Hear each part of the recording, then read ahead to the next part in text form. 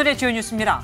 윤석열 대통령에 대한 체포영장 집행을 방해한 혐의를 받는 박종준 대통령 경호처장이 경찰에 출석했습니다. 박 처장은 출석에 앞서 사직서를 제출했고 최상목 권한대행이 조금 전 이를 수리했습니다. 윤 대통령에 대한 2차 체포영장 집행을 앞두고 국가수사본부가 경찰 지휘관들을 소집했습니다. 구체적인 체포작전 계획이 논의된 가운데 투입 인력만 1,000명에 이를 것으로 알려졌습니다. 국민의힘과 더불어민주당의 지지율 격차가 2%포인트까지 좁혀졌다는 조사 결과가 나왔습니다. 3주 전보다 국민의힘은 10%포인트 올랐고 민주당은 12%포인트 내려가 계엄전 구도로 돌아갔습니다. 지난달 트럼프 미 대통령 당선인 최측근 인사가 방한해 윤 대통령과 면담을 한 것으로 확인됐습니다. 비상계엄 조치와 이후 탄핵 정국 등 한국 정세에 대한 논의가 오간 것으로 알려졌습니다. 단독 보도합니다.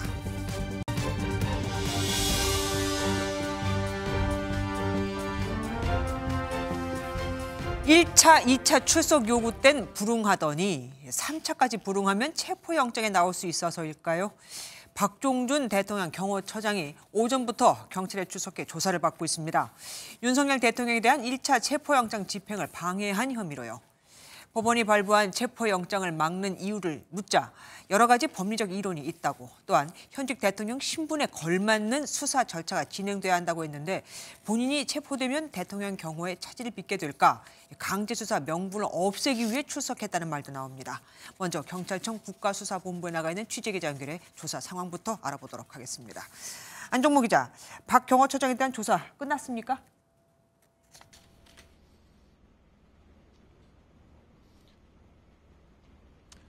네, 오늘 오전 10시쯤 경찰에 출석한 박종준 경호처장은 8시간 넘게 조사를 받고 있습니다.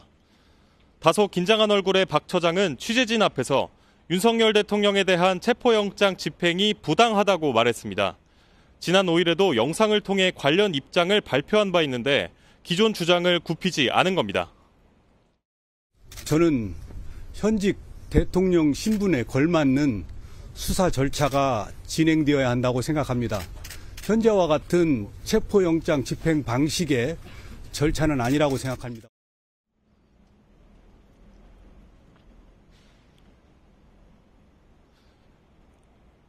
박 처장은 지난 3일 경호처 직원들과 수도방위 사령부 소속 사병 등을 동원해 윤 대통령에 대한 공수처의 영장 집행을 방해한 혐의를 받고 있습니다.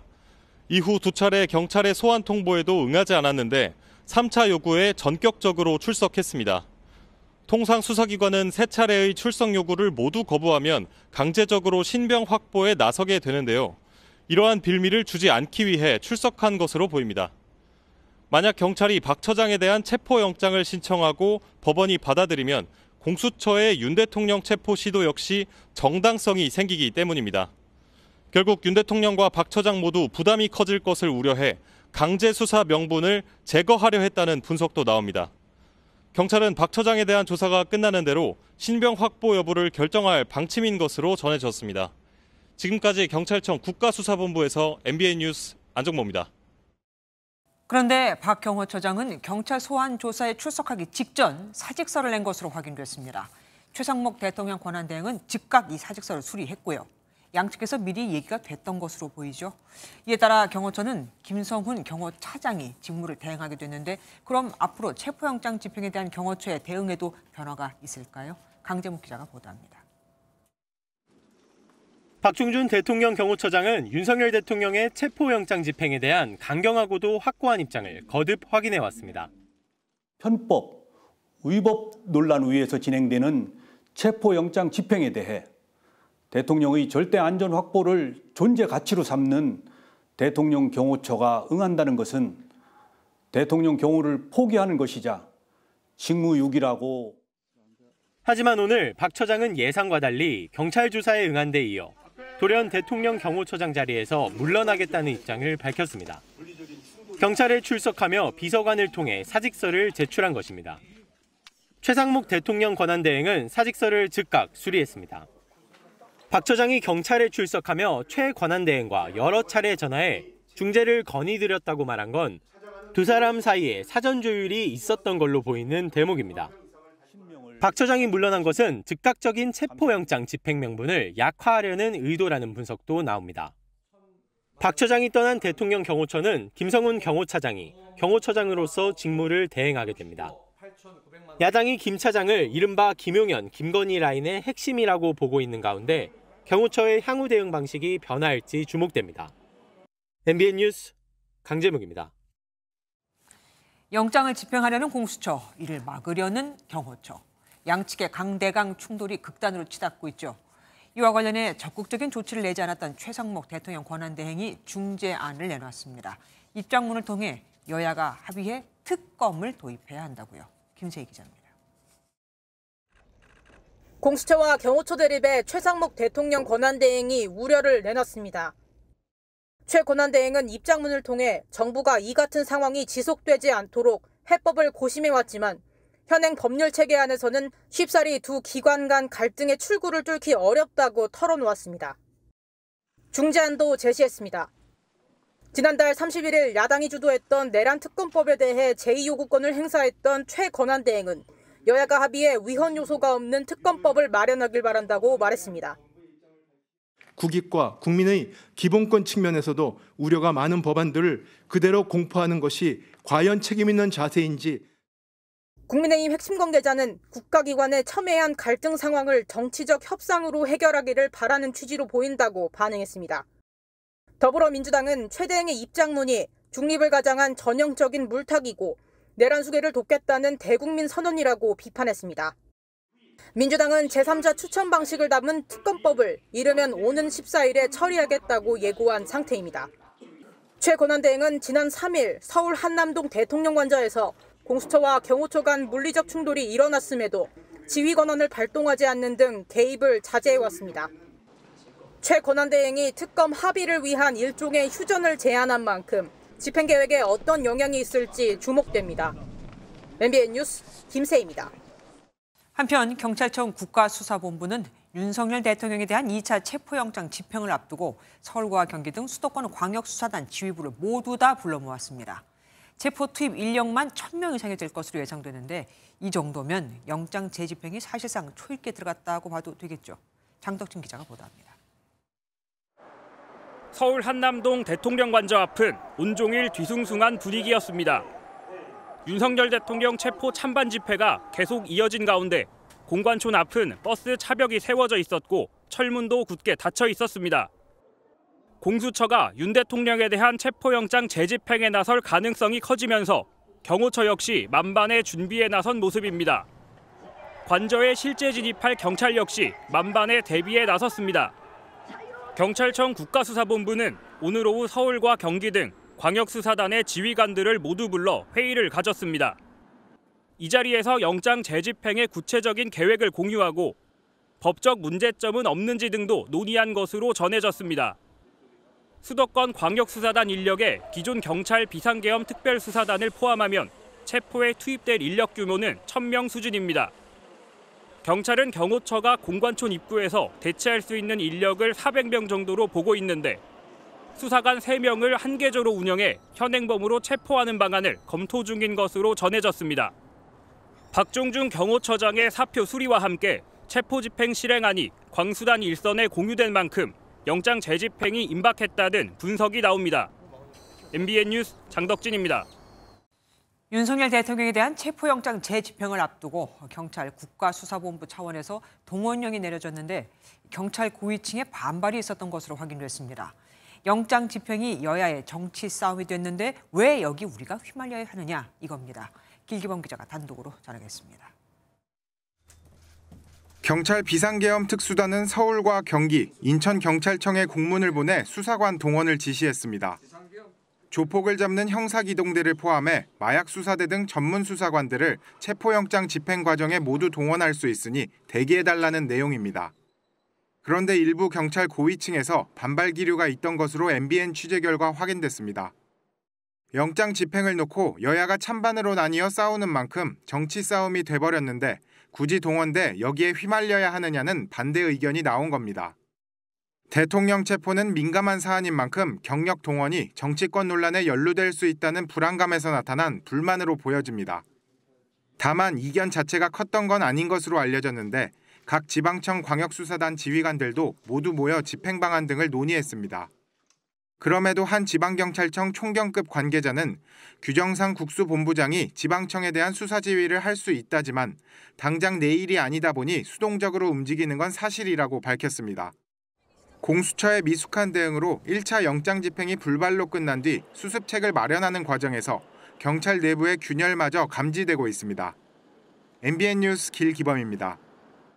윤석열 대통령 측은 오늘 하루에만 3차례에 걸쳐 입장문을 내고 여론전을 이어갔습니다.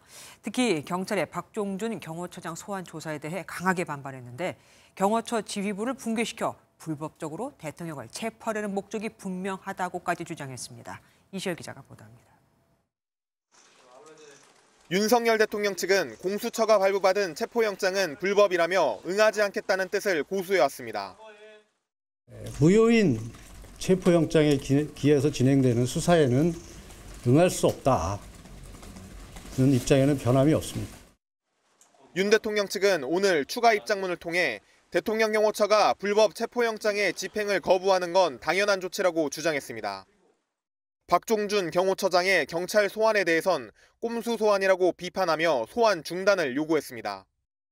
경호처 간부들에 대한 소환 목적은 경호처 지휘부를 붕괴시켜 불법적으로 대통령을 체포하려는 것이 분명하다는 겁니다.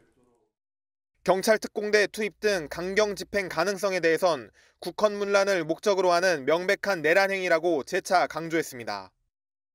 특공대나 기동대를 동원해서 체포를 진행한다는 것은 내란입니다.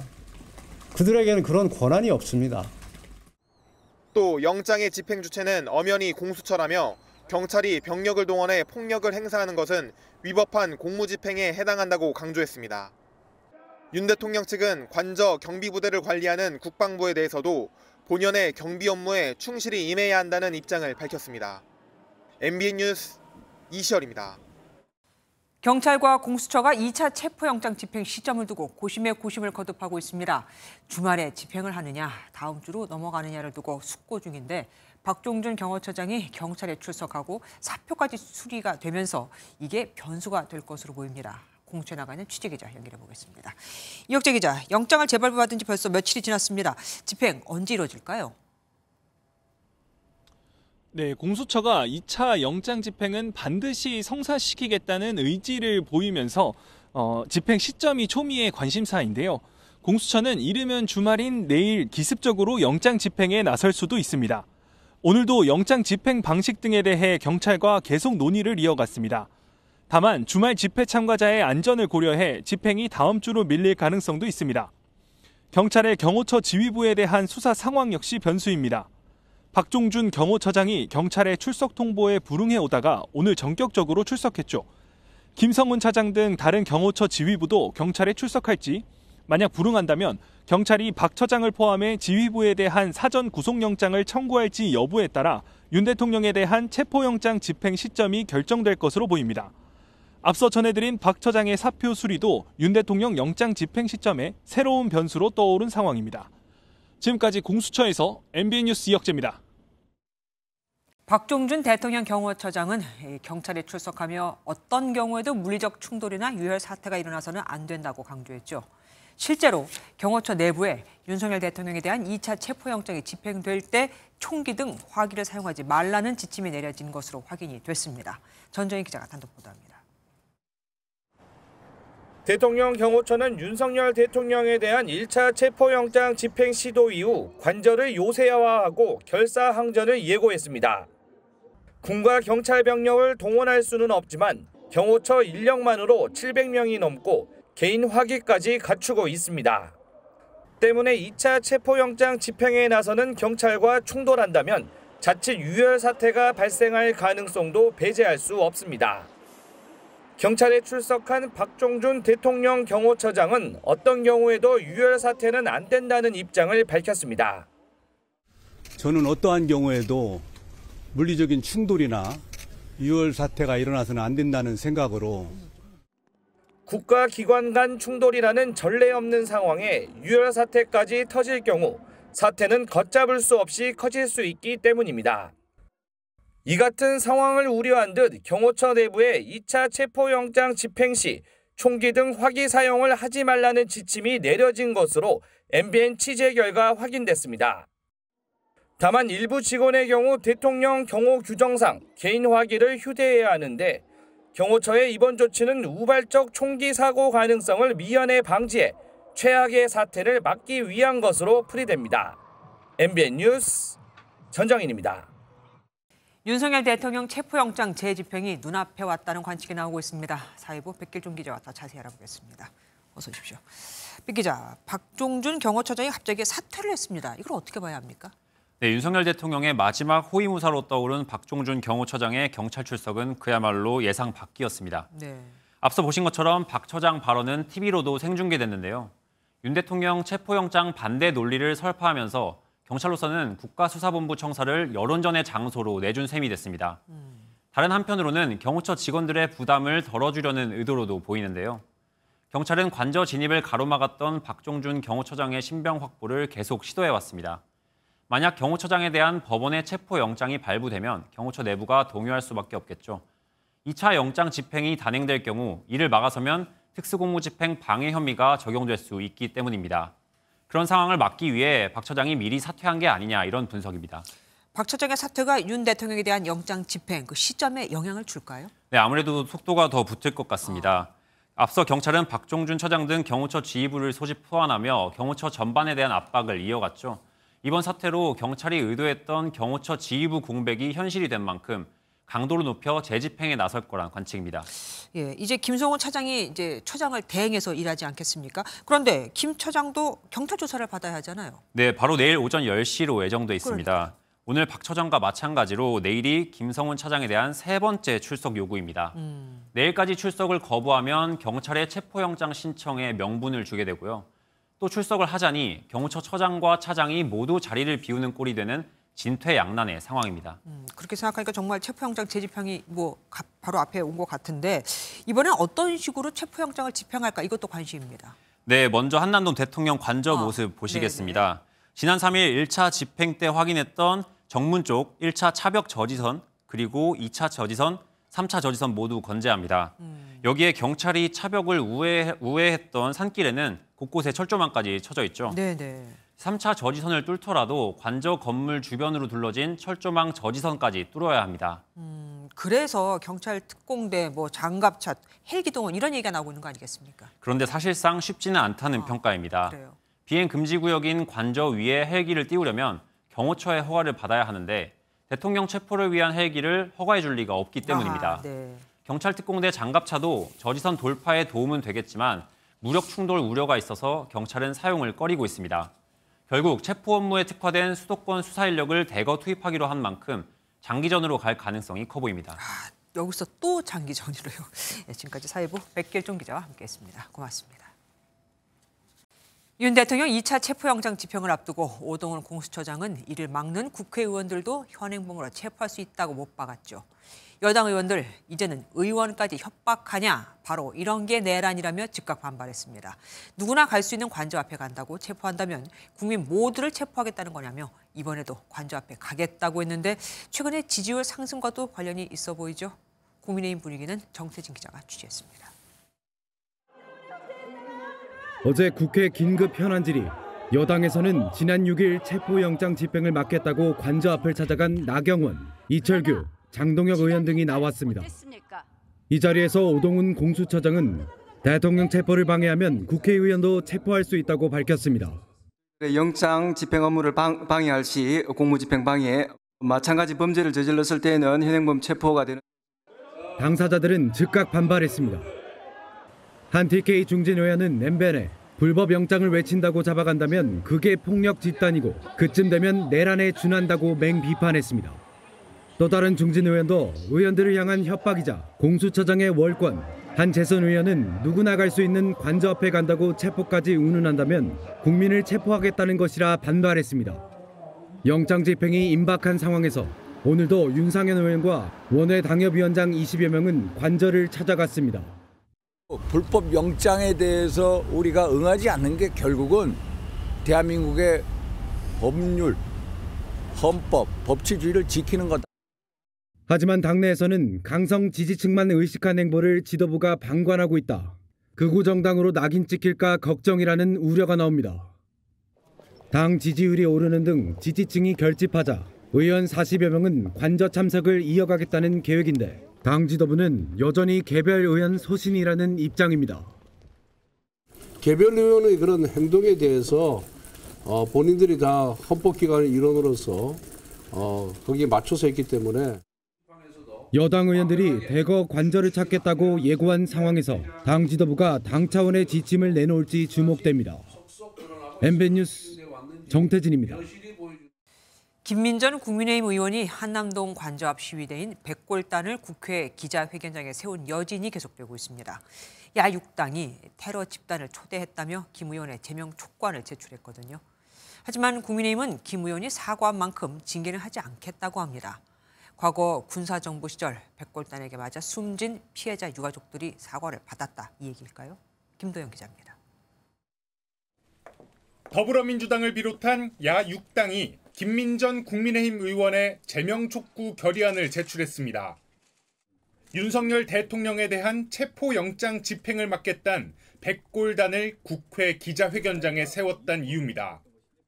정치 테러 집단과 같은 이러한 단체들을 초대를 해서 그것도 백골단이라고 하는 이름을 따뜻하게 얘기하는 그런 기자회견을 열었다는 것 자체가 국회의원으로서 도저히 이것은 있을 수 없는 일이다.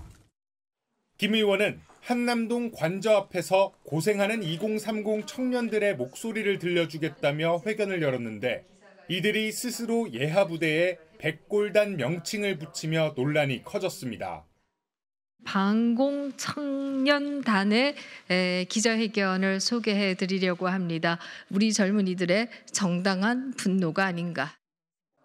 1991년 민주화 시위 도중 백골단 5명에게 무차별 폭행을 당해 사망한 강경대 열사의 유가족들은 분노를 숨기지 않았습니다.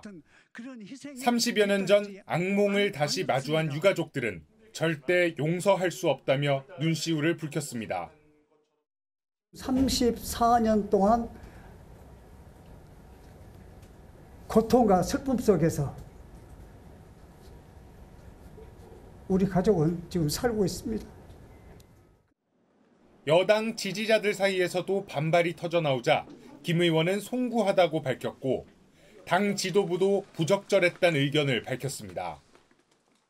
백골단의 명칭이나 실체에 대해서 불분명한 상태에서 기자회견을 주선한 것은 적절치 못했다고. 다만 김 의원이 실수를 인정하고 사과했다며 징계는 하지 않을 것이라고 선을 그었습니다. MBN 뉴스 김도형입니다. 며칠 전 나왔던 여론조사 결과 윤 대통령과 국민의힘 지지율이 크게 올라 그 조사 기관만 그렇나 싶었는데 아니었습니다. 요 며칠간 나온 다른 여론조사에서도 계엄 사태 이후 크게 벌어졌던 여야 정당 지지율이 역시 비슷해진 것으로 나타났거든요. 먼저 수치의 변화부터 보시고 뉴스 추적에서 그 이유를 짚어보겠습니다.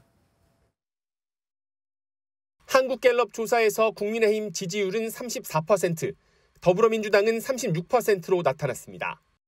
직전 조사였던 3주 전보다 국민의힘은 10%포인트 올랐고 민주당은 12%포인트 떨어졌습니다. 계엄 사태 이후 윤석열 정부 들어 가장 크게 벌어졌던 양당 간 격차가 좁혀져 지난해 11월 수준으로 돌아갔습니다. 갤럽은 한덕수 대통령 권한대행 탄핵안 가결과 윤 대통령 탄핵안 내용 변경, 체포영장 집행 불발 등으로 진영 간 대립이 첨예해졌다고 분석했습니다. 이에 따라 기존 여당 지지층은 정권 교체 위기감이 커지고 진보와 중도층의 제1야당에 대한 기대감은 잦아든 걸로 추정했습니다. 진보, 중도층에서 민주당을 지지한다고 답한 비율은 각각 81%에서 73%, 46%에서 35%로 줄었습니다. 윤 대통령 탄핵에 대해서는 64%가 찬성, 32%가 반대로 나타났습니다. 탄핵안 가결 직전과 비교하면 11%포인트가 찬성에서 반대로 답을 바꿨습니다.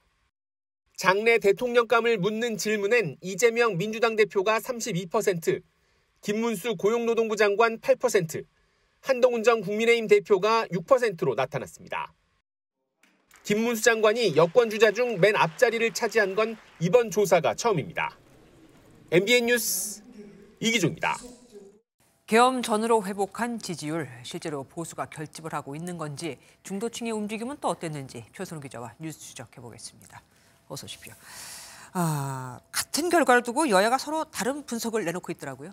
네, 민주당의 역풍이다와 일시적 현상이다, 이렇게 좀 정리할 수 있을 것 같습니다. 네. 먼저 국민의힘은 그간 국정을 마비시키고 있는 건 오히려 민주당이라고 지적해왔죠. 최근 조사에서 상승한 지지율, 반사 이익이라며 민주당 잘못에 이득 본 면 있다고 주장합니다. 윤석열 대통령과 한덕수 총리 탄핵안 처리부터 최상목 권한대행에게도 탄핵을 경고하면서 이른바 대행민국을 만들고 쌍특검 등 입법 폭주가 딱 오늘의 결과라는 겁니다. 막무가내로 의사 일정과 안건을 결정해서 통보하고 법안을 처리하더니 이런 국회 운영은 하나씩 다 기록되고 있고 국민들의 심판을 반드시 받을 것입니다. 결국 정리하자면 국민의힘이 잘해서가 아니라 민주당이 잘 못해서다, 뭐 이거 같은데 네. 민주당은 뭐라고 얘기합니까? 눈에 보이는 숫자가 있는 만큼 보수층 결집 어느 정도 사실이다라고 인정합니다. 다만 보수층이 여론조사 과정에서 과표집, 그러니까 과대 포장돼 있다면서 의미를 깎아내렸는데요. 민주당 지도부 한 관계자는 우리 지지층들은 어차피 된다라면 보수는 지금 무너지면 안 된다는 심리라고 분석했습니다. 그러니까 야권 지지자들은 어차피 정권 교체 확실한데 굳이 여론조사에 열심히 참여해야 되나? 라는 생각에 조사 전화 안 받는다는 겁니다. 또 보수층이 결집한 배경도 유의미하지 않다면서 수사와 재판이 진행되면 무너질 지지율이라고 평가했습니다. 정당한 어떤 콘텐츠나 내용을 가지고 결집하는 것이 아니라 부정선거 음모, 부정선거에는 뭐 중국이 뒤에 있다. 뭐 이런 가짜 뉴스로 인해서 결집이 이루어지는 것으로 저희들은 이해를 하고 있습니다. 그리고 여론조사 자체를 문제 삼기도 했더라고요. 네, 최근 국민의힘 지지율뿐만 아니라 윤 대통령 지지율도 좀 높게 나오는 조사가 잇따랐었죠. 네. 답변을 유도하거나 편향적으로 설계되는 이른바 명태균식 여론조사가 있다고 주장하기도 했습니다. 명태균 여론조사가 그런 거 아니에요. 집토끼들이 뭉쳐준 네. 그러한 효과도 있겠지만 네. 명태균식 여론조사의 결과도 있을 것이다. 특검 얘기로 좀 가보겠습니다. 민주당은 내란 특검 외에도 김건희 여사 특검 그리고 최혜병 특검도 발의하려고 하고 있죠. 네, 그러면서 민주당은 이 국민들의 요구를 반영해서 이를 추진하고 있다고 강조하고 있습니다. 탄핵과 특검 찬성 지지율이 높다는 걸 근거로 삼는 건데요. 국민의힘은 이 역시 일방적인 의회 독주라면서 국민들이 혼란 느낄 거라고 전망하고 있습니다. 그래서 민주당 내에서도 속도 조절 얘기가 나오고 있는 거고요. 네, 중진 정성호 의원이요. 오늘 협의가 사라진 정치 상황을 지적하면서도 민주당도 반성해야 한다고 좀 말했습니다. 네. 국회의 다수당인 민주당이 현 국면을 갖다 해결하고 또 국정 안정과 경제 민생을 또 챙기는 모습을 보다 적극적으로 보이는데 좀 부족함이 있지 않았나 생각을 하고요. 또 다른 친명 중진 김영진 의원도 이 지지율 상황 등을 의식해서 탄핵 문제 등에 과도하게 나가지 말아야 한다고 경계의 목소리를 냈습니다. 네. 또 내란 특검 통과를 위해서는 조금 더 전략적으로 여당과 협상해야 한다면서 원내 지도부를 향한 아쉬운 목소리도 좀 나오고 있는데요. 야6당이 발의한 제3자 추천 내란 특검법, 오늘 법사위 소위에서 야당 단독으로 통과되면서 여야 간 대치 좀 더 이어질 것으로 보입니다. 이 과정에서 정당 지지율을 또 어떻게 요동을 치나도 좀 지켜봐야겠습니다. 지금까지 표선우 기자와 뉴스 추적 함께했습니다. 12.3 계엄의 위험 위법성 여부는 이제 사법부에서 가려지게 됐죠. 법무부 장관 대행과 법원 행정처장이 국회에서 이에 대한 입장을 내놨습니다. 12.3 계엄은 윤석열 대통령의 친위 쿠데타다. 공수처의 적법한 체포영장에는 협조를 해야 한다고요. 정태훈 기자가 보도합니다. 윤석열 대통령의 체포영장 재집행이 대한민국 최대 관심인 가운데 적법하게 발부된 영장은 집행돼야 한다는 사법부 입장이 나왔습니다. 이를 거부하면 범죄 행위가 될 수 있다고도 강조했습니다. 적법하게 발부된 영장에 대해서는 집행에 협조하는 것이 모든 국민들의 의무이고 정당한 이유 없이 거기에 저항하는 것은 공무집행방해 등 범죄를 구성할 수도 있습니다. 야당 의원들은 12.3 비상계엄에 대한 정부 입장도 지속적으로 캐물었는데 법무부 장관 직무대행은 윤석열 정부가 친위 쿠데타 세력이 맞다고 답했습니다. 전두환은 반란 쿠데타, 윤석열은 친위 쿠데타 인정하시죠? 예, 그렇게 평가하고 있습니다. 친위 쿠데타는 권력을 가진 집단이 더 큰 권력을 얻기 위해 군사력을 동원하는 행위를 말합니다. 다만 윤 대통령 측이 수사기관과 재판에 비협조적인 걸 두고 야당이 제2의 내란이라고 주장한 데 대해서는 입장을 달리했습니다. 자꾸 내란 얘기를 하는데 지금도 내란 상태입니까? 보시는 시각에 따라 다를 수 있는데 저는 내란 상태에 있다고 생각하고 있지는 않습니다. 김 대행은 아울러 새로 발의된 내란특검법에서 특검 추천 주체를 대법원장으로 바꿔 핵심 쟁점이 해소됐다면서도 외환죄 수사 범위와 관련해 우려되는 부분이 있다고 밝혔습니다. MBN 뉴스 정태웅입니다. 하지만 김용현 전 국방부 장관 측은 내란 수사는 윤 대통령을 정치적으로 제거하려는 세력의 지휘를 받은 실질적인 내란이라고 주장했습니다. 또 검찰이 김 전 장관의 피의 사실을 언론에 먼저 공표했다며 담당 검사를 고발하겠다고 했는데 계엄 당시 나왔던 정치 활동을 금한다는 포고령 이론은 유효했던 만큼 그 계엄 선포 기간에 정치 활동을 했던 정치인들은 모두 다 처벌을 받아야 한다고도 주장했습니다. 노아린 기자가 보도합니다. 김용현 전 국방장관 측은 오늘 기자간담회에서 내란 수사의 불법성을 강조했습니다. 출석하면 체포하고, 체포하면 구속하고, 구속하면 내란범으로 몰아가는 광기 어린 불법 수사가 계속되고 있습니다. 김 전 장관 측은 내란죄 수사가 오히려 내란에 해당한다고 주장했습니다.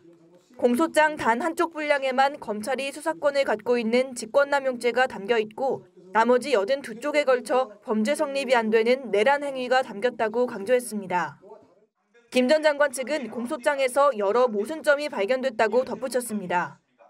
공소장에 체포조가 언급되어 있지만 체포 조직인 합동수사본부가 구성되지 않은 점을 검사도 인정했다고 꼬집었습니다. 또 검찰은 대통령의 발포 지시가 있었던 것처럼 기재했지만 병력이 실탄을 휴대하지 않고 이동한 것으로 나와 앞뒤가 모순된다고 주장했습니다. 검찰은 이 사건 공소사실이 내란의 주체를 대통령이라고 잘못 기재한 공소장은 검찰의 오답노트일 뿐입니다. 변호인단은 김 전 장관을 기소한 검찰 특별수사본부 소속 검사들을 피의 사실 공표 혐의로 고발하겠다고도 예고했습니다. 또 정치활동을 금지한 계엄포고령 1호를 비상계엄 당시 위반했던 정치인 등에 대해 고발 조치를 이어가겠다고 밝혔습니다. MBN 뉴스 노하린입니다.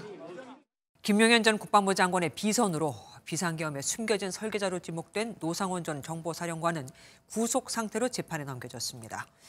검찰 조사 결과 실제로 민간인 신분이 맞나 싶을 정도로 현역 군인에게 영향력을 행사하고 선관위 직원 30여 명에 대한 체포 수사 과정에 쓸 알루미늄 야구 배트, 케이블 타이, 안대, 복면, 밧줄을 준비시키는 등 계엄에 깊숙이 가담한 것으로 드러났거든요. 최희지 기자가 보도합니다. 이른바 햄버거 회동을 주도하는 등 계엄을 사전 모의하고 중앙선거관리위원회 직원 체포 등을 지시한 혐의를 받는 노상원 전 정보사령관이 구속 상태로 재판에 넘겨졌습니다. 합수부와 별도의 수사단 꾸리려고 한 건가요? 검찰은 노 전 사령관이 계엄에 가담할 수 있었던 이유를 김용현 전 장관과의 긴밀한 관계 때문으로 봤습니다. 실제로 노 전 사령관은 지난해 9월부터 비상계엄 당일까지 김 전 장관의 공관을 20여 차례 방문합니다. 특히 계엄 전 나흘 동안에는 매일같이 공관에 방문해 김 전 장관을 만난 것으로 조사됐습니다. 공관을 방문할 당시에는 공관촌 입구 위병소의 검문을 피하기 위해 장관 비서관의 차량을 타기도 했습니다. 검찰은 노 전 사령관이 선관위의 부정선거 관여 의혹을 수사할 제2수사단 설치를 추진하는 등 비상계엄 모의 과정에 깊숙이 개입한 걸로 파악했습니다. 검찰은 노 전 사령관이 김 전 장관과 함께 공모해 내려진 제2수사단 인사명령과 관련한 문서도 함께 공개했습니다. 다만 노 전 사령관의 수첩에서 발견된 사살, 북의 공격 유도 등과 같은 단어의 의미에 대해서는 진술을 거부하고 있어 수사팀이 진상규명에 어려움을 겪고 있는 것으로 알려졌습니다. MBN 뉴스 최희지입니다. 더불어민주당은 육군 수도방위사령부가 이미 10달 전부터 계엄 준비를 해온 정황이 있다고 주장했습니다. 총선 전부터 비밀 조직을 만들어 활동했고 보안을 이유로 공식 문건도 작성하지 않았으며 수방사 내부 보고 체계에도 무시했다면서요. 이진우 전 수방사령관은 앞서 사전에 계엄을 몰랐다, 담화를 보고서야 알았다고 했었죠. 하지만 민주당에 따르면 이 전 수방사령관은 계엄 전 국회의 전원을 차단하는 단전까지 준비한 정황도 포착됐다고 합니다. 강영호 기자가 보도합니다. 민주당이 총선 전부터 육군 수도방위사령부가 계엄을 준비한 정황을 포착했다고 밝혔습니다. 지난해 2월 수방사 산하에 조직된 수호신 TF가 이진우 전 수방사령관과 소수 관계자들에 의해 운영됐다고 주장했습니다. 수방사 내부의 공식 지휘체계에 따른 내부 보고도 전혀 이루어지지 않았습니다. 이 수호신 TF는 총선이 끝난 4월에서야 존재를 공개했습니다. 총선 전부터 북한 도발을 빌미로 계엄을 준비했다는 주장인데 사전에 계엄을 몰랐다는 이 전 사령관의 증언과 배치됩니다. 민주당은 또한 수방사가 계엄 당시 국회의사당 단전을 준비했다는 근거라며 관련 자료를 제시했습니다. 지난해 10월 이 전 사령관이 1경비단장과 군사경찰 단장 등을 국회의사당에 전원을 공급하는 여의변전소로 소집했다는 내용입니다. 변전소 직원들에게 시설이 타격받았을 경우 주변 시설의 전력 공급이 어떻게 되는지를 꼼꼼히 확인했다고 합니다. 민주당은 최근 5년간 여의변전소에 대한 군의 훈련이 전무했다며 치밀하게 준비된 쿠데타 시도였음을 명백히 보여준다고 강조했습니다. 군은 이 같은 주장에 대해 국회 요구 자료로 답변한 내용을 바탕으로 제시된 것이며 세부 내용은 수사를 통해 확인되어야 할 사안이라고 답했습니다. MBN 뉴스 강영호입니다. 트럼프 미국 대통령 당선인의 취임이 얼마 남지 않았는데 우리는 아직 접촉이 없어 어쩌나 우려가 있었죠. 그런데 지난달 트럼프 최측근 인사가 대통령 관저를 찾아 윤 대통령과 면담을 했던 것으로 MBN 취재 결과 확인이 됐습니다. 대통령 탄핵안 가결 직후예요. 최동희 기자가 단독 보도합니다. 대통령 윤석열 탄핵 소추안은 가결되었음을 선포합니다. 지난달 윤석열 대통령에 대한 두 번째 탄핵소추안이 국회에서 가결됐습니다. 탄핵안 가결 1시간 후 윤석열 대통령은 5분 분량의 담화문을 통해 입장을 밝혔습니다. 저는 결코 포기하지 않겠습니다. 저를 향한 질책, 격려와 성원을 모두 마음에 품고 마지막 순간까지 국가를 위해 최선을 다하겠습니다. 대통령 권한대행 체제로 전국 혼란은 가중됐습니다. 이런 가운데 트럼프 당선인 최측근 인사가 윤 대통령과 면담한 것으로 MBN 취재 결과 확인됐습니다. 시기는 탄핵안 가결 직후입니다. 해당 인사는 트럼프 당선인과 막역한 사이로 알려진 미국 보수주의 연합 공동의장인 매튜 슐랩으로 알려졌습니다. 특히 트럼프 1기 백악관 국장을 지낸 머르디시스 슐랩 미국 보수주의 연합 공동의장의 배우자로 트럼프 당선인이 대통령이 되기 전부터 관련 행사에서 연설했을 정도로 각별한 관계로 알려져 있습니다. 당시 면담 자리엔 트럼프 당선인과 밀접한 다른 정관계 인사도 동석한 것으로 확인됐습니다. 면담에선 계엄과 탄핵 등 긴박하게 돌아가는 한국의 정치 현안에 대한 논의가 오간 것으로 알려졌습니다. 특히 이번 면담이 탄핵 정국과 트럼프 2기 행정부 출범과 맞물리는 상황에서 갑작스럽게 성사된 만큼 배경에 관심이 쏠리고 있습니다. MBN 뉴스 최도입니다. 그럼 조만간 대통령에 취임할 트럼프 당선인은 현재 우리 한국의 정치적 상황을 어떻게 바라보고 있을까요? 현재까지는 아무런 언급도 나오지 않은 상태지만 새로 개원한 미 의회 분위기를 보면 예측이 가능할 겁니다. 주진희 기자가 알아봤습니다. 한국계 공화당 하원 의원인 영킴 의원이 미국 언론에 기고한 글입니다. 한국은 자유롭고 개방적인 인도태평양 지역을 유지하기 위해 중요하다며 미국은 한국 상황에 관심을 기울여야 한다고 지적합니다. 한미 동맹이 북한 같은 위협을 억제하고 평화를 확장하는 데 도움이 된다는 겁니다. 미국 민주당에서도 우려는 나오고 있습니다. 한국계 첫 상원의원인 앤디 킴도 평화로운 갈등 해결이 우선돼야 한다고 강조했습니다. People are watching everything like it's under a microscope right now. And it's really a critical time for stability, not for any particular person to try to use this to advance their own political, ambitions. 워싱턴 정가에서 한국 정치 혼란을 우려스럽게 바라보는 것으로 보이는 대목입니다.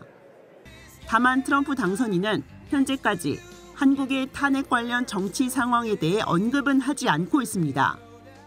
트럼프는 동맹국을 거래 비용적으로 보기 때문에 한국의 정치 상황이 안정됐을 경우에 거래를 하는 것이 유리할지, 혼란한 상황에서 미국의 이익을 추구하는 것이 더 나을지 그 판단을 우선할 가능성이 있습니다. 이번 측근의 방문 이후 취임할 트럼프가 한국의 정치적 상황과 관련해 어떤 언급을 내놓을지 주목되고 있습니다. MBN 뉴스 주유진입니다. 글로벌 신용평가사들이 최상목 대통령 권한대행에게 정치적 혼란이 계속되면 대외 신인도가 하락할 수 있다고 그야말로 경고를 했습니다. 지금도 탄핵 정부를 거치면서 글로벌 투자은행들이 우리나라가 1%대 저성장을 할 것이라는 비관적 전망을 내놓은 상태인데 말입니다. 실제로 신용 등급까지 강등이 되면 우리에겐 심각한 경제 위기가 올 수 있습니다. 김태형 기자가 알아봤습니다.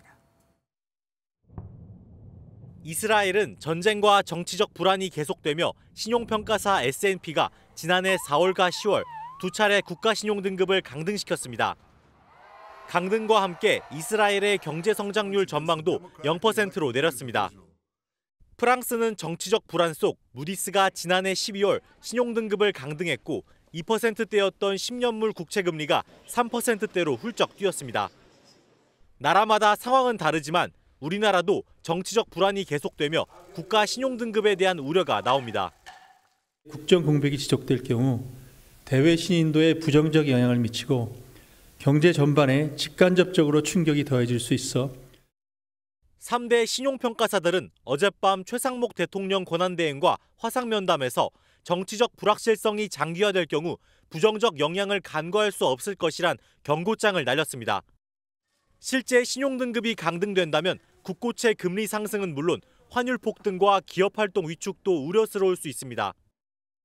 기업들이 해외에서 조달하는 금리에 가상금리가 조금 더 붙을 수도 있고요. 그리고 환율에도 좀 상방 요인으로 작용할 수 있다고 보고 있습니다. JP 모건은 올해 한국 경제 성장률을 정부 전망치인 1.8%보다도 낮은 1.3%로 하향 조정하는 등 글로벌 IB들은 이미 한국 경제에 대한 비관적 전망을 쏟아내기 시작했습니다. 최 권한대행은 시장 안정에 만전을 기할 것이라고 공언했지만 길어지는 탄핵 정국에 한국을 바라보는 해외의 시선은 따가워지고 있습니다. MBN 뉴스 김태형입니다. 한파가 절정을 보이면서 그야말로 전국이 꽁꽁 얼어붙었습니다. 제주도에선 빙판길에 버스가 미끄러졌고 겨우내 눈 구경하기 힘들었던 부산은 바닷물까지 얼어붙었죠. 원주에선 혹독한 추위에 올겨울 첫 한랭 질환 사망자가 나오기도 했습니다. 김민수 기자가 보도합니다. 새벽 2시를 향해 가는 시각, 한 남성이 편의점 옆을 서성거립니다.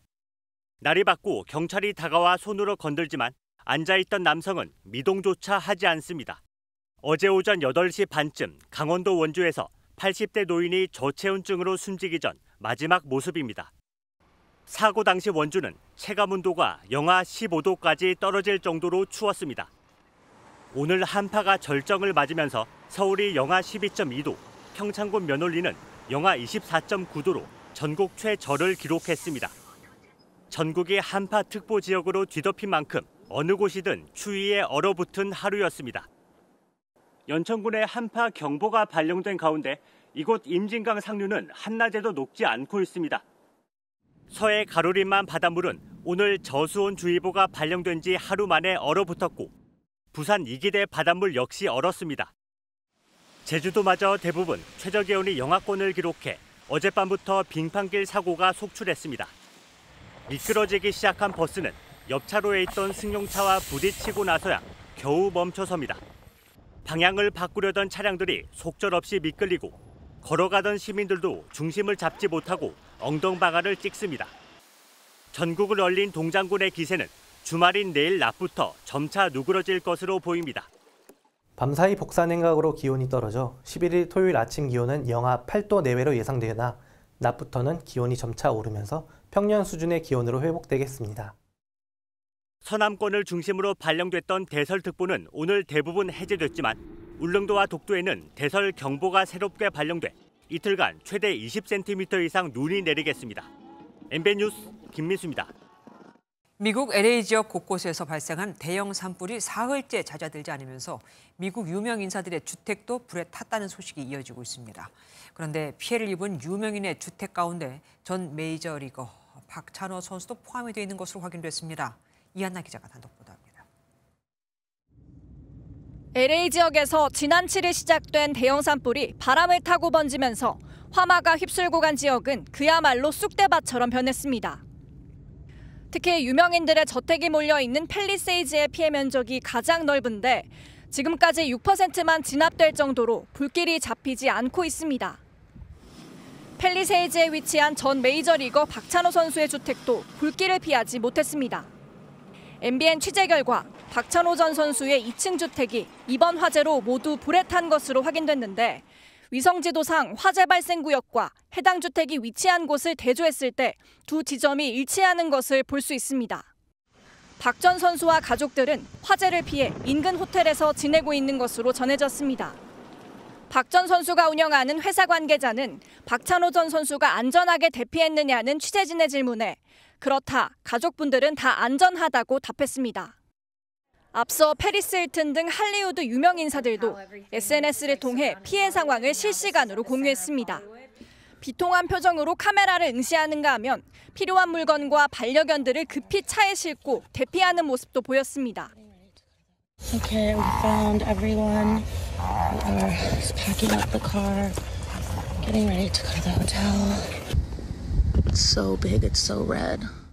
전문가들은 이번 화재로 최대 500억 달러, 우리 돈으로 73조 원의 피해액이 발생할 것으로 추정했는데 이는 미국 역사상 역대 최고치입니다.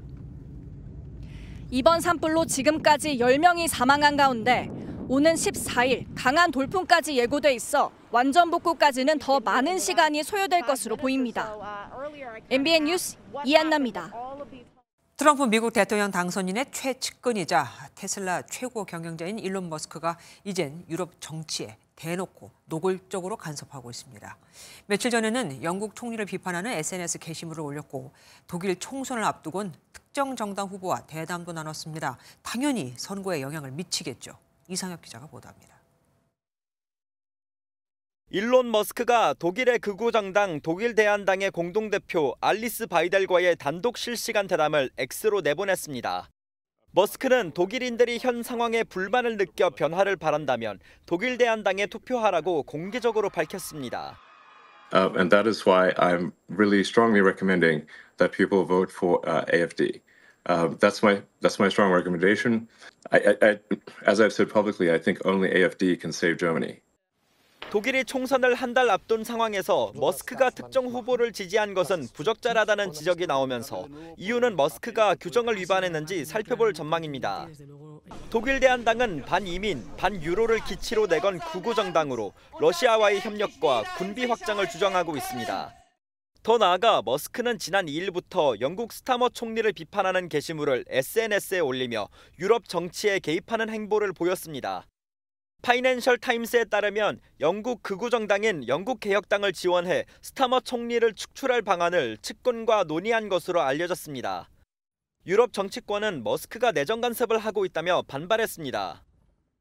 Voilà 10 ans, si on nous avait dit que le propriétaire d'un des plus grands réseaux sociaux du monde soutiendrait une nouvelle internationale réactionnaire et interviendrait directement dans les élections, y compris en Allemagne, qui l'aurait imaginé? 트럼프 당선인의 그린란트 영토 주장에 이어 머스크의 개입까지 겹치자 미국 유럽 동맹 체계가 흔들릴 수 있다는 관측이 나옵니다. MBN 뉴스 이상엽입니다. 트럼프 미국 대통령 당선인의 무력을 써서라도 그린란드와 파나마 운하를 미국에 편입시키겠다는 발언이 파나마에 그야말로 불을 지폈습니다. 트럼프 당선인을 본딴 인형을 화형시키는 등 반트럼프 시위가 거세게 일고 있거든요. 한여희 기자가 보도합니다. 노끈으로 묶인 도널드 트럼프 미국 대통령 당선인의 인형이 활활 타오릅니다. 파나마 수도 파나마시티에서 순교자의 날을 맞아 열린 반미 시위대가 모형 인형을 불태운 겁니다. 순교자의 날은 60여 년 전 파나마 운하 통제권을 둘러싼 미군과 충돌 중 숨진 파나마 학생 21명을 기리는 국가 애도의 날입니다. Que hay que se repiten una y otra vez contra el canal panameño, contra nuestra soberanía. 파나마 주민들은 트럼프를 향해서도 무례하다며 파나마인들이 싸워 얻은 것을 빼앗을 수 없다고 지적했습니다. 운하를 다시 탐내는 트럼프가 무력 사용까지 시사하며 위협 수위를 높이자 파나마도 강한 반발에 나섰습니다. No, I can't assure you on either of those two, but I can say this: we need them for economic security. 트럼프 2기 취임이 열흘 앞으로 다가온 가운데 월스트리트 저널은 실제 추진할 정책이라기보다는 협상용일 수 있다면서도 전례 없는 수위라고 평가했습니다. MBN 뉴스 한여입니다. 아르키메데스가 목욕탕에서 넘치는 물을 보고 외친 유레카, 이 이름을 딴 곳이 CES 2025 현장에 있습니다. 신기술로 세계 시장에 출사표를 던진 스타트업들이 모인 유레카 파크인데 알아서 잘 익은 과일을 골라 따주는 로봇 팔부터 바늘이 없는 통증 없는 주사기, 소금이 없어도 나트륨 맛을 느끼게 해주는 숟가락까지 참신한 볼거리로 가득했다고 합니다. 미국 라스베이거스 현지에서 권영봉 기자가 취재했습니다. 사람의 손과 똑 닮은 로봇 팔이 사과를 골라 따서 바구니에 담습니다. 카메라가 스스로 과일의 색깔을 인식해 잘 익은 열매만 수확하는 겁니다. 어느 시기 때 수확할 것인가를 결정할 수 있는 똑똑한 농부 스마트팜 수확 장비를 저희가 개발하였습니다. 지팡이에 장착된 마이크는 시각 장애인에게 위험을 알려주고 거울만 보고 있으면 건강 정보를 수집해 맞춤형 운동을 제안합니다. 모두 AI 기술이 활용됐습니다. 이렇게 가만히 서 있기만 하면 제 건강 상태를 종합적으로 분석해 점수로 보여주는데요. 제 점수는 68점입니다. I need a little improvement, better sleep and more exercise. But overall, it said my heart was pretty good. So I feel okay. 전류를 흘려주는 숟가락은 소금이 없어도 짠맛을 느끼게 해주고 바늘 없는 주사기는 아프지 않게 약물을 주입해줍니다. It is very easy to use and could help many people that are afraid of needles. Up to 40% of the world population is afraid of needles. 뜨거운 신기술 경쟁 속에 우리나라는 이번 CES에서 역대 최대 규모의 통합 한국관을 운영했고 혁신상까지 휩쓸며 수상 순위 1위를 차지했습니다. 우리나라를 포함한 전 세계 나라들과 기업들은 저마다 독창적인 아이디어를 바탕으로 이번 CES 무대를 가득 채웠습니다. 라스베이거스에서 MBN 뉴스 권용거입니다. 이번 설 연휴가 화, 수, 목 이렇게 주중에 끼어 있는 탓에 정부가 오는 27일을 임시 공휴일로 지정하려고 준비하고 있죠. 내수 진작을 위해서인데 27일보다는 31일에 쉬는 게 어떠냐는 의견도 나오고 있습니다. 조삼모사 같지만 다 나름의 이유가 있습니다. 이수근 기자가 알아봤습니다. 저는 31일 금요일에 쉬는 게 나을 것 같아요. 월요일에 업무 처리하고 나머지는 이렇게 쭉 쉬는 게 좋다고 생각해가지고. 글램핑 갈 거라고 했는데 급박하게 잡는 것보다는 좀 뒤에 가가지고 잡는 것이 더 편할 것 같아가지고. 정부가 추진 중인 오는 27일을 임시 공휴일로 지정한 것과 관련한 시민들의 반응입니다. 27일과 31일 어느 날에 쉬더라도 선물 같은 6일 연휴란 건 변함없지만 여행 계획을 짜는데 아쉬움이 있다는 겁니다. 정원호 성동구청장은 SNS에 명절이 지나고 휴식을 취하며 외식을 한다든지 하면 소비 촉진 취지와도 잘 맞는다며 31일 휴일이 더욱 효과적이라고 밝혔습니다. 명절 후 쉬는 게 낫다는 주부들의 찬성 댓글들도 눈에 띕니다. 하지만 부가세 신고 등 말일에 몰려있는 각종 결제와 마감일 때문에 27일 그대로가 좋다는 직장인들도 있어 갑론을박이 이어지고 있습니다. 기획재정부 관계자는 지금 단계에서는 변경이 쉽지 않을 것 같다고 밝혔습니다.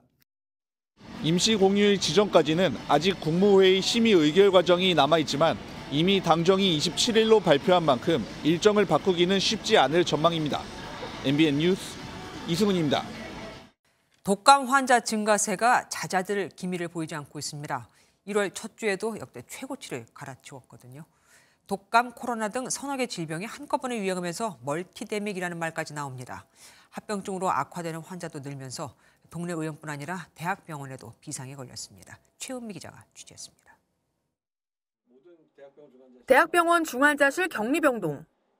7개 병실 모두 독감 등 바이러스 합병증 환자가 입원해 치료받고 있습니다. 숨이 많이 차지는 않으세요? 열 많이 나고 힘드셨었죠? 일반 격리병실 20개도 이미 꽉 찬 지 오래. 환자가 단기간에 급증하며 벌어진 일입니다. 기침하고 가래가 더 심해지는 것 같아요. 약 먹고 주사 맞고 했는데도 안 나요. 12일 동안 약을 먹었는데 그래 안 되다 싶어서 그래도 이야기는 좀 크니까 대학병이니까 일로 온 거예요, 오늘.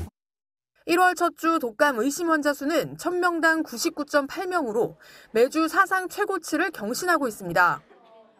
독감에 코로나, RSV 바이러스까지 동시에 유행하면서 폐나 심장, 뇌질환 합병증으로 악화되는 경우가 적지 않아 대학병원까지 비상인 겁니다. 모든 대학병원 중환자실이 다 꽉 차는 상황들 발생한 게 이제 인플루엔자 영향이 당연히 있기 때문이거든요. 고위험군은 훨씬 더 위험하기도 하고 젊은 층에서도 유독 인플루엔자 걸렸을 때 심하게 가시는 분들이 있거든요. 질병관리청은 1월 중순부터는 유행이 정점을 지나 감소세로 돌아설 거라고 보고 있습니다. 그러나 1월 마지막 주 긴 설 연휴가 재확산 고비가 될 수 있다는 우려도 나옵니다. MBN 뉴스 최은미입니다. 올겨울 들어 가장 추운 하루였습니다. 이 한파가 오늘 바다도 얼려버렸습니다. 어찌나 추웠는지 오늘 부산 다대포 해수욕장에 들어온 바닷물이 꽁꽁 얼어붙어서 마치 눈이 내린 듯합니다. 이번 한파는 내일 아침까지 이어집니다. 내일 서울 아침 기온은 영하 8도까지 떨어지겠고요. 이후 기온은 차츰 올라서 휴일 낮 기온은 영상 2도 선까지 올라서겠습니다. 서해안의 눈은 지금은 소강 상태를 보이고 있지만 밤사이 눈발은 다시 굵어지겠습니다. 모레까지 이 서해안에 따라서 최고 10cm가 더 내리다 그치겠습니다. 내일 전국 하늘 대체로 맑겠습니다. 내일 자세한 지역별 기온 보시면 중부지방은 서울이 영하 8도, 춘천은 영하 16도까지 떨어지겠고 한낮 기온은 대체로 0도 안팎까지 오르겠습니다. 남부지방도 아침에는 영하권으로 떨어지는 곳이 많겠고요. 한낮 기온은 창원과 부산이 5도가 예상됩니다. 이후 다음 주 중반에 다시 매서운 한파가 찾아올 전망입니다. 날씨였습니다.